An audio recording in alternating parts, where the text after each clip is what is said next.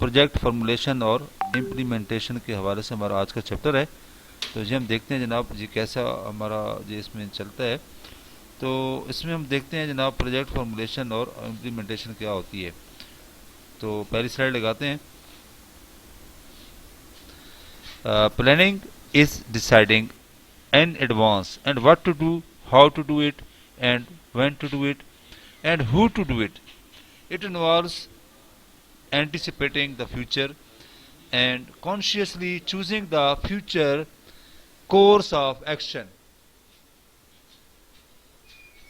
तो हम लोग क्या चाहते हैं, हम क्या करना चाहते हैं, हमारी प्लानिंग क्या है, हम क्या करेंगे, कैसे करेंगे, कब करेंगे, कौन जी काम करेगा, तमाम चीज़ों की डिसीजन हम लेते हैं और अपने फ्यूचर के बारे में हम सोचते हैं और कॉन्शियसली हमारे फ्यूचर में कौन सा हमने काम करना है इसके बारे में जो कुछ हम करते हैं, इसे सोचते हैं, उसको हम प्लानिंग कहते हैं।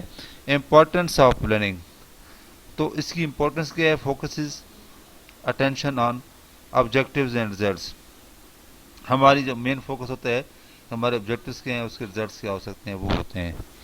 फिर है reduces the uncertainty and the risk, कि अनसर्टेनिटी को हमें कैसे ख़त्म करना है, रिस्क को हमने कैसे ख़त्म करना है, तो ये भी हमने ध्यान में रखना होता है। Provides the sense of direction और इनकरेज इनोवेशन एंड क्रिएटिविटी, यानी कोई अगर आपका कुलीग या कोई आपका साथी या कोई आपका सबऑर्डिनेट अच्छे अच्छे मशवरे देते हैं, इनकरेज करते हैं आप उसको और कहते हैं जनाब वेल एंड गुड, आपका तो बहुत अच्छा मशवरा है, हमें तो ये ध्यान में नहीं आ रहा था, आपको बड़ा क्रिएटिव माइंड है।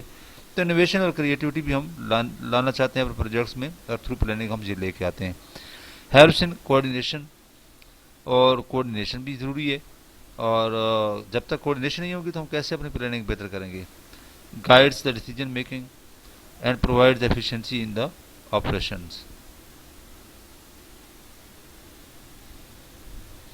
Plan gives general orientation of development foreseen in education sector, तो जनरल ओरिएंटेशन या डेवलपमेंट होती है एजुकेशन सेक्टर में। Plan determines the objectives, targets, resources and estimated expenditure. Plan ही से हम लोग अपने ऑब्जेक्टिव्स डेवलप करते हैं, टारगेट सेट करते हैं, रिसोर्सेज को देखते हैं और एक्सपेंडिचर का एस्टीमेट लगाते हैं। और project is a set of activities which aim at accomplishing the specific objectives within the given period of time and cost in some defined geographical area. अब जो प्रोजेक्ट होता है इसके साथ जो कुछ ऐड हो गया प्लानिंग के साथ साथ, प्लानिंग में तो कुछ चीज़ें थी, इसमें अब हम डिसाइड करेंगे एक्टिविटीज़ के बारे में, हमारे एम्स कौन से हैं उनके बारे में, ऑब्जेक्टिव्स कौन से हैं, टाइम हम कितना लेंगे, कॉस्ट कितनी आएगी और सबसे बड़ी बात जियोग्राफिकल एरिया कहाँ पर ये सारा काम होगा। तो ये प्रोजेक्ट की एक खास बात है।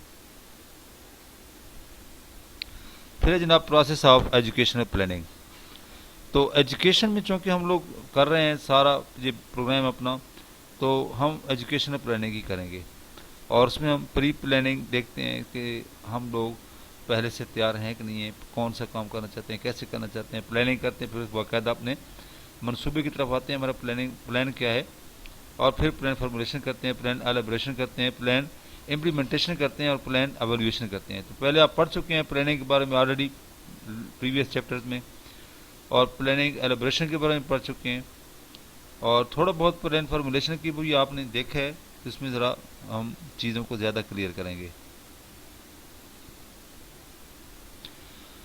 तो जनाब प्रोजेक्ट साइकिल जो होता है इसमें क्या क्या होता है, कितनी चीज़ें इसमें शामिल होती हैं, ये हम देखते हैं। तो प्रोजेक्ट साइकिल की अगर हम बात करें,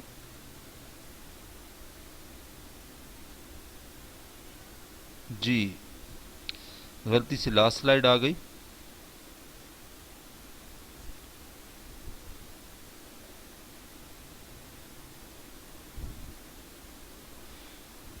जी प्रोजेक्ट साइकिल की स्लाइड पर थे हम लोग।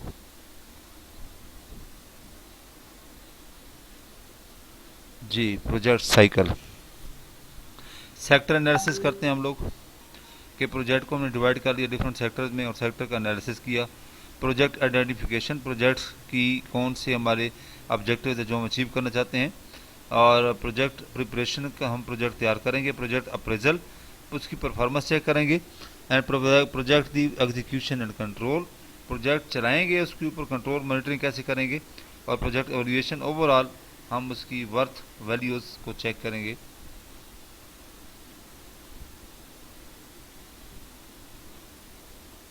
और सेक्टर एनालिसिस हम देखते हैं प्रोजेक्ट साइकिल में। इसमें हम देखते हैं कि ऑब्जेक्टिव्स होते हैं, provision of the necessary basis for the systematic identification of the project and analysis of the problems and policies.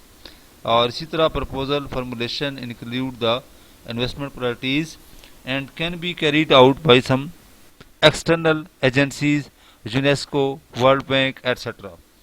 तो ऑब्जेक्टिव्स क्या होते हैं कि हम देखते हैं कि प्रोजेक्ट में सेक्टर एनालिसिस में हम देखते हैं कि हमारी जो तमाम जो हमने काम करना है उसको हम सिस्टमेटिक वे से लेके आते हैं और सिस्टमेटिक वे से आइडेंटिफिकेशन करते हैं चीज़ों की और ऑब्जेक्टिव्स की।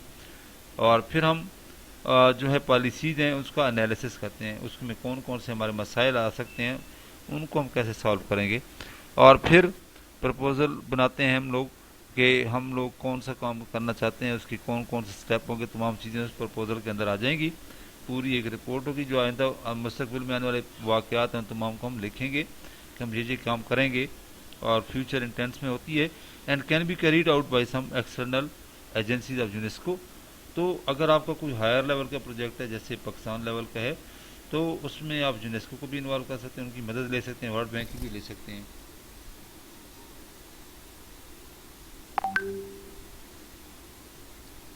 और इसके बाद है जनाब प्रोजेक्ट के हवाले से आइडेंटिफिकेशन ऑफ प्रायोरिटी सेट करेंगे। सबसे पहले कौन सा काम करना है, उसके बाद और फिर एक तरतीब बनाते हैं और फिर अपना काम स्टार्ट करते हैं। और जनाब इसके बाद है कि defining the objectives and content के ऑब्जेक्टिव्स को भी हम वाज़ेह करते हैं इसी स्लाइड में और कंटेंट को भी कि हमारे ऑब्जेक्टिव्स क्या होंगे, उसके अगेंस्ट कंटेंट कौन सा होगा। And objective basis for the decision making, और फिर डिसीजन मेकिंग करेंगे कि हमने जो ऑब्जेक्टिव्स दिए उन्हीं को हम आगे लेके कैसे जाएंगे, अपना डिसीजन करेंगे। और फिर डिस्कशन होगी अपने कुलीग के साथ, अपने काम करने वालों के साथ कि हम जो काम कर रहे हैं अथॉरिटीज़ के साथ, डिपार्टमेंट के साथ, क्या वो काम आप पर ठीक है, तो वो आपकी सिमत जो होगी उसको मज़ीद बेहतर करेंगे।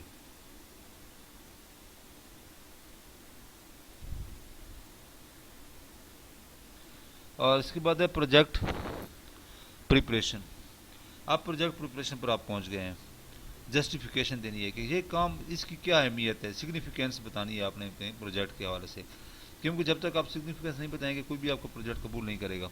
और फिर इसके ऑब्जेक्टिव्स जो आपने डेवलप किए थे वो लिखेंगे, कंपोनेंट्स कौन कौन से कंपोनेंट हैं आपके प्रोजेक्ट के, टारगेट पॉपुलेशन कौन सी है, कहाँ पर आप उसको अप्लाई करना चाहते हैं और किस लेवल पर अप्लाई करना चाहते हैं, सूबाई लेवल पर है, मुल्की लेवल पर है, या डिस्ट्रिक्ट लेवल पर है, या फिर माइक्रो लेवल पर है।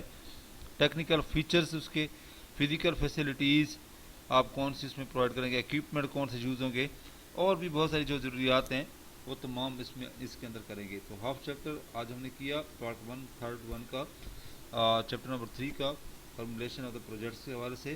तो इंशाल्लाह नेक्स्ट हम लोग करेंगे। अभी आप लोग इसी के ऊपर अगर आपके जहन में कुछ क्वेश्चन हैं तो बेशक आप उसको पॉइंट आउट करें, इंशाल्लाह मैं आपको तसल्ली बख्श आंसर दूंगा। अभी आपके पास 5 मिनट हैं कि जो जो स्लाइड्स हमने देखी हैं इसके बारे में कुछ